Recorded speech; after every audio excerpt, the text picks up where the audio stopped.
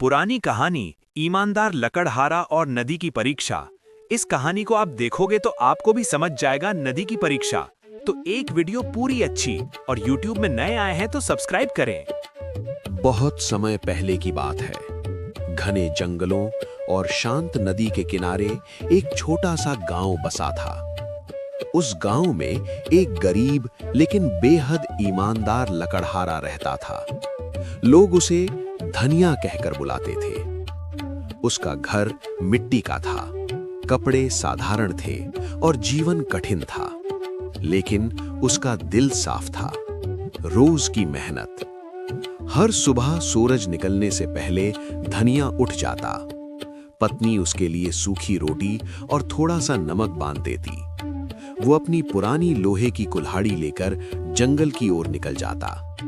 वो पेड़ काटते समय हमेशा ध्यान रखता कि छोटे पेड़ ना काटे, ताकि जंगल को नुकसान न हो। वो कहता था, जंगल हमारा पालन करता है, हमें भी उसका ध्यान रखना चाहिए। गांव के लोग उसकी मेहनत और सादगी की मिसाल देते थे। वो दिन जिसने सब बदल दिया। एक दिन वो नदी किनारे पेड़ काट रहा था।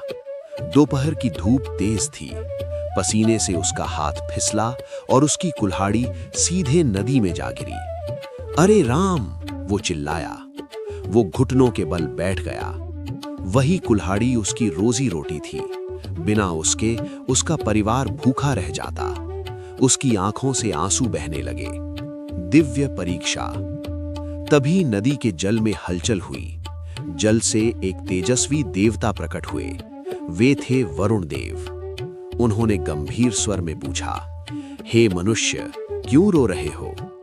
धनिया ने सिर झुकाकर कहा, प्रभु, मेरी साधारण लोहे की कुल्हाड़ी नदी में गिर गई। वही मेरे परिवार का सहारा थी। लालच की परख। वरुण देव नदी में गए और एक चमचमाती सोने की कुल्हाड़ी लेकर आए। क्या ये तुम्हारी है? धनिया ने एक पल उसे देखा। उसके मन में विचार आया, अगर मैं हां कह दूं तो मेरी गरीबी दूर हो जाएगी। लेकिन अगले ही क्षण उसने सिर झुका लिया। नहीं प्रभु, मेरी कुल्हाड़ी लोहे की थी। वरुण देव फिर नदी में गए और इस बार चांदी की कुल्हाड़ी लेकर आए। धनिया ने फिर मना कर दिया। अंत में देवता उसकी पुरानी जंग लगी लोहे की कुल्हाड़ी लेकर आए। धनिया खुशी से बोला, हां प्रभु, यही मेरी है। सच्चाई का पुरस्कार। वरुण देव मुस्कुराए, हे मनुष्य, तुम्हारी ईमानदारी ने मुझे प्रसन्न किया है। तुम चाहो तो सोने चांदी की कुल्हाड़ी ले सकते थे, लेकिन तुमने सत्य का साथ चुना। उन्होंने तीनों कुल्हाड़ियां धनिया को दे दीं। धनिया की आंखों में कृतज्ञता के आंसू थे। वो बोला, प्रभु, मुझे इतना ही दीजिए कि मैं मेहनत से जीवन जी सकूं।